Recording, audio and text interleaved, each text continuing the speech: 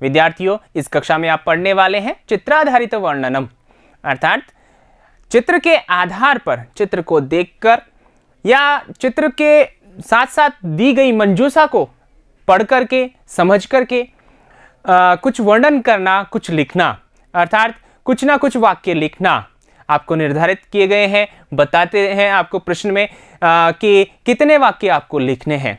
तो ये सारा वर्णन जो है चित्र को देख करके किया जाता है और इसी को हम यहाँ पर पढ़ने वाले हैं। विद्यार्थियों, आपने 13वें पाठ में क्षितौ राजते भारत स्वर्ण भूमि, इस पाठ में आपने पढ़ा कि कुछ प्रश्न दिए गए थे कि चित्र के आधार पर आपको वर्णन करना था, कुछ वाक्य लिखने थे। तो हम उन्हीं प्रश्नों को यहाँ पर लेकर प्रस्तुत हैं और आपको बताने वाले हैं कि क्या या किस प्रकार से हम जो है इन प्रश्नों का उत्तर दें। तो आइए शुरुआत करते हैं।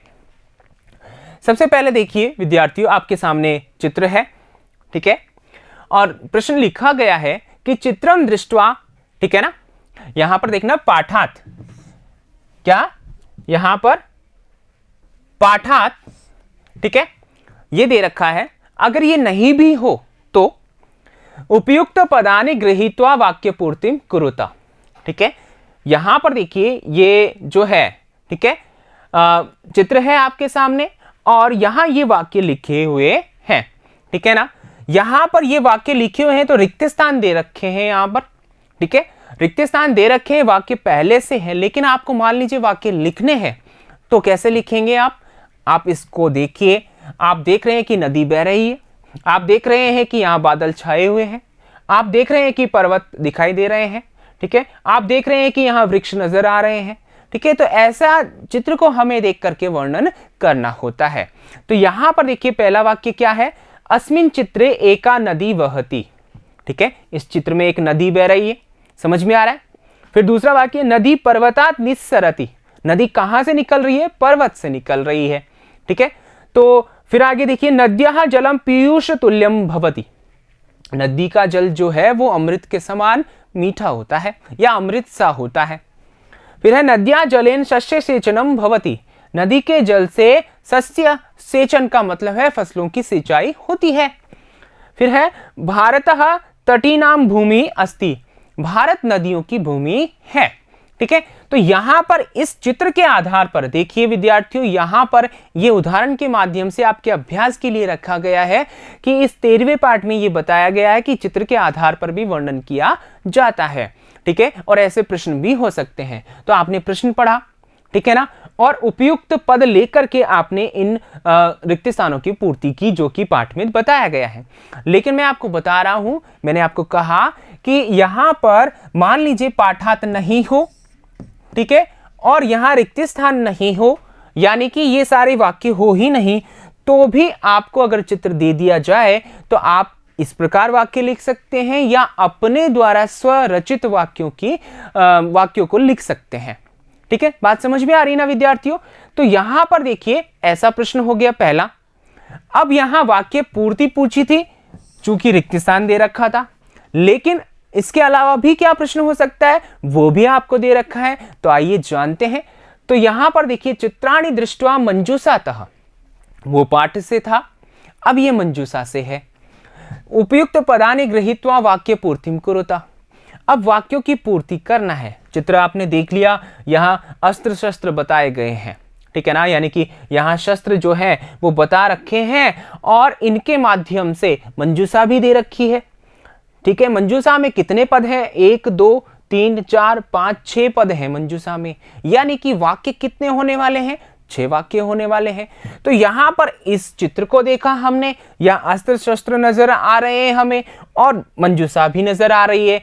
तो हमारे पास में क्या है, हमारे पास में यहां पर रिक्त स्थान वाले ये सारे वाक्य हैं, ठीक है।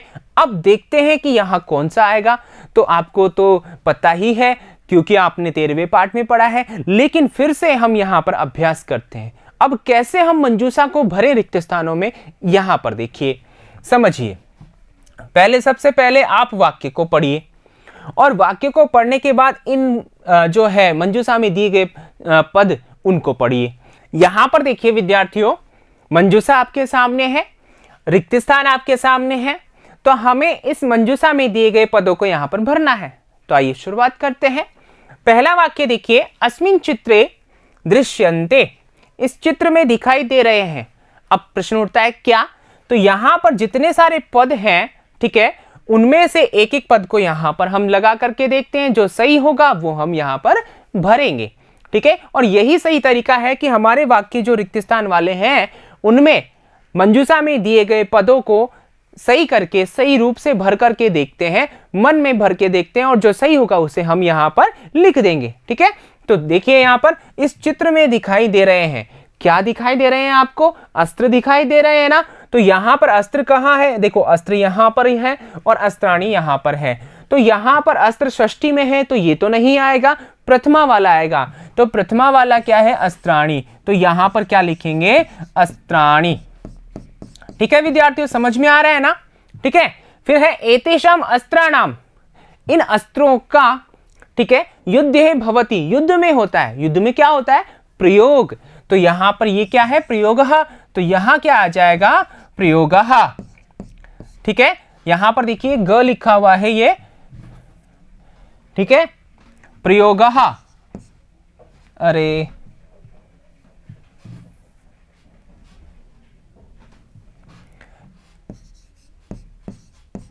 क्या लिखा हुआ विद्यार्थियों, प्रयोगः लिखा हुआ है, ठीक है। फिर आगे देखिए अगला तीसरा वाक्य, भारतः एतादृशानां प्रयोगेण विकसित देशः मन्यते। भारत इनके प्रयोग से ऐसे कैसे, अस्त्राणाम, ठीक है ना, उपग्रहाणाम। अब क्या अस्त्र आएगा, क्योंकि हम अस्त्र की बात कर रहे हैं तो अस्त्र ही आएगा।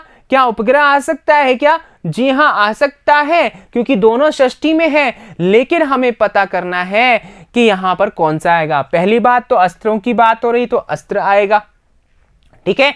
दूसरी बात, अब यहां पर हमें यह देखना है कि यहां पर क्या है, ये व्यंजन है, तो वहां म नीचे नहीं आएगा तो ऊपर आएगा। तो यहां पर नीचे है लेकिन हम इसको ऊपर करके लिखेंगे, अर्थात अनुस्वार के रूप में।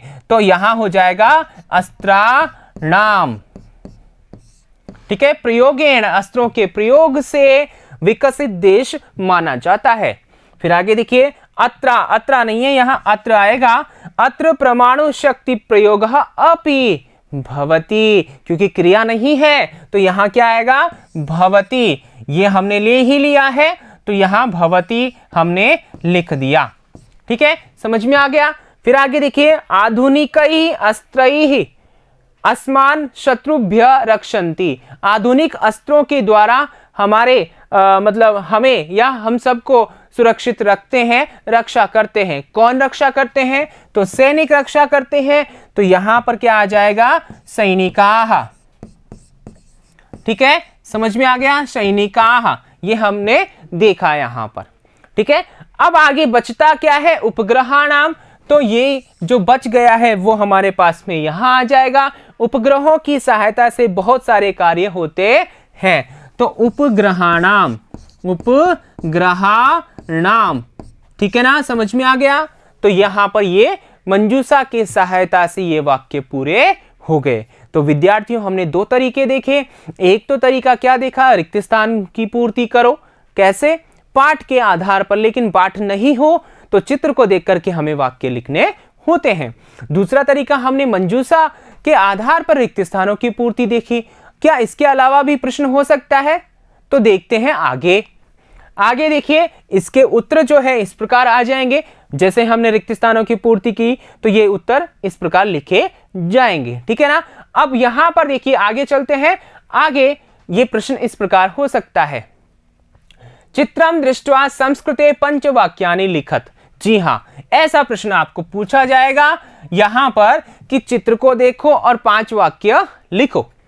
आपसे पूछा जा सकता है षड्वाक्यानि लिखत, ठीक है ना, 6 वाक्य लिखिए। आपसे पूछा जा सकता है कि अष्टवाक्यानि लिखत, 8 वाक्य लिखिए। 10 वाक्यानि लिखत, 10 वाक्य लिखिए, ठीक है ना। तो ऐसे चित्र देख करके आपको पूछा जा सकता है एक लघु निबंध के रूप में, ठीक है ना। और चित्र नहीं दे और ऐसा भी पूछा जा सकता है कि क्या कि संस्कृत भाषा में इस विषय पर 10 वाक्य लिखिए, 5 वाक्य लिखिए, तो वो निबंध हो जाया करता है। लेकिन हम यहाँ पर क्या पढ़ रहे हैं, यहाँ पर चित्र के आधार पर पढ़ रहे हैं। तो यहाँ चित्र आपने देख लिया है, क्योंकि ये 13वें पाठ से है, मैं पहले ही बता चुका हूँ, तो आपको अभ्यास हो चुका होगा। तो यहाँ पर देखिए, ये हमने 5 वाक्य लिख दिए, आप और भी वाक्य लिख सकते हैं। तो यहाँ पर दोबारा बताने का मतलब क्या है कि चित्र के आधार पर भी आपके प्रश्न किए जा सकते हैं। तो यहाँ पर आपको दीपावली का चित्र नजर आ रहा है। यहाँ पर जो घर के सदस्य हैं दीपक जला रहे हैं, ठीक है, और क्या कर रहे हैं, पटाखे जला रहे हैं, खुशियां मना रहे हैं, ठीक है। और ये सारा दृश्य जो है वो दीपावली का मनोरम दृश्य आपको नजर आ रहा है, और हर जगह आपको रोशनी नजर आ रही है। तो वाक्य क्या होंगे, एतत् चित्रम दीपोत्सवस्य अस्ति, यह चित्र दीपोत्सव का है, ठीक है। जनाः दीपान प्रज्वाल्य प्रकाशयन्ति, जो लोग हैं वो दिए जला करके प्रकाशित करते हैं, मतलब प्रकाश फैला रहे हैं। सर्वेषु गृहेषु दीपमालाः दृश्यन्ते, सभी के घरों में दियों की माला नजर आ रही है, ठीक है। लघवः बालाः मातृपितॄन्, ठीक है ना, यहां पर देखिए यहां दीर्घ आएगा, मातृपितॄन्, ठीक है, परिवारस्य वृद्ध जनान् च प्रणमन्ति, प्रणाम करते हैं, ठीक है, समझ में आ रहा है। फिर है अयम पर्व भारतीयानां महत्वपूर्णम पर्व वर्तते, यह पर्व भारतीयों का महत्वपूर्ण पर्व है। आप ऐसा भी लिख सकते हैं कि यह पर्व कब आता है, कार्तिक अमावस्या को आता है, ऐसा भी आप लिख सकते हैं, अयम पर्व कार्तिक अमावस्यायां मन्यते, ठीक है। और इसके अलावा और भी वाक्य जो आपको इस पर्व से संबंधित लगते हैं, इस चित्र से संबंधित लगते हैं, आप लिख सकते हैं।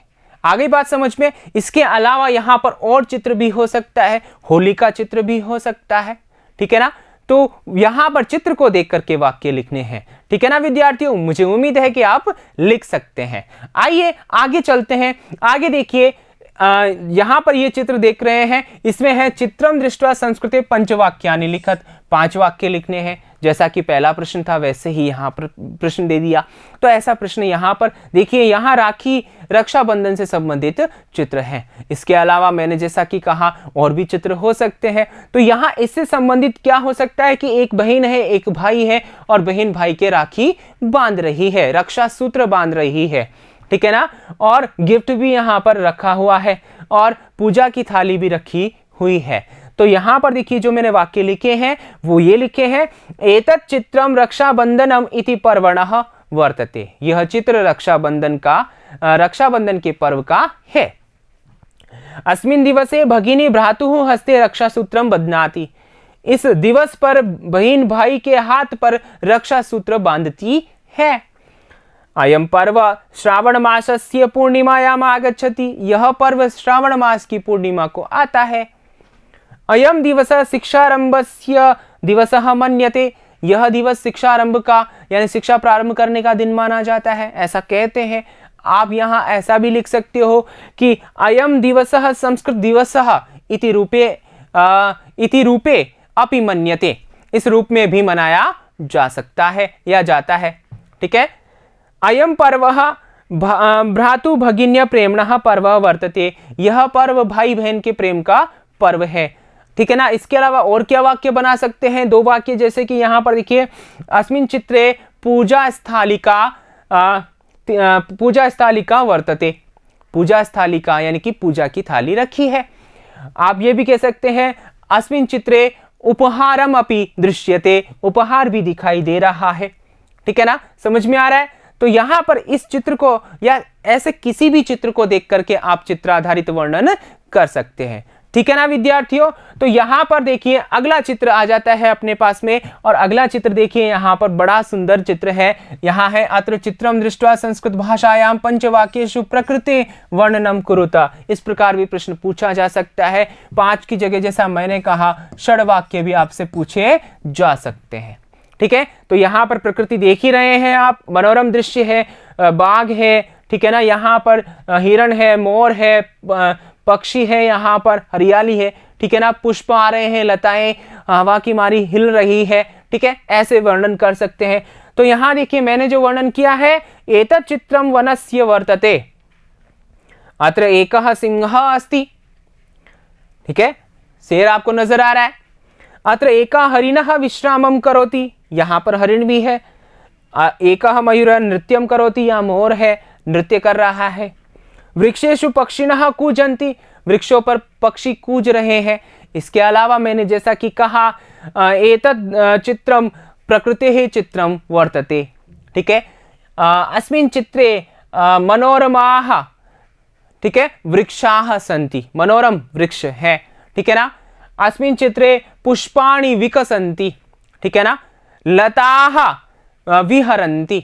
ऐसे छोटे छोटे वाक्य आप यहां पर चित्र के आधार पर बना सकते हैं, ठीक है ना विद्यार्थियों। तो यहां पर ये चित्र आधारित जो वर्णन है आपको बताया गया है, आपके 13वें पाठ में ऐसा सब कुछ है और वहीं से यहां पर आपके अभ्यास के लिए ये प्रश्न रखे गए हैं, ठीक है ना विद्यार्थियों। तो आपको अच्छे से समझ में आ गया होगा। यहां पर और भी किसी भी विषय से संबंधित चित्र आ सकता है, तो आप चित्र को अच्छे से देखिए, वहां पर कर्ता और क्रिया का संयोजन करते हुए आप अच्छे से वाक्य लिख सकते हैं, छोटे छोटे वाक्य बना सकते हैं, ठीक है ना विद्यार्थियों। तो यहां पर ये विषय समाप्त होता है। अगले विषय के साथ अगले वीडियो में फिर मिलूंगा। धन्यवाद।